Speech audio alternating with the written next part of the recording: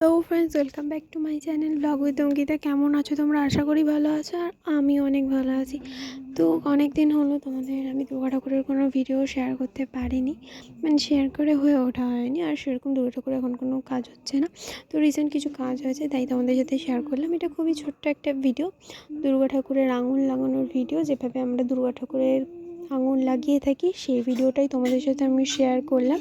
এখানে দেখতেই পাচ্ছ কাকুরা কাজ করছে। আমার কিছু ব্যস্ততার জন্য ভিডিওটা ছাড়তে একটু লেট হয়ে গেল।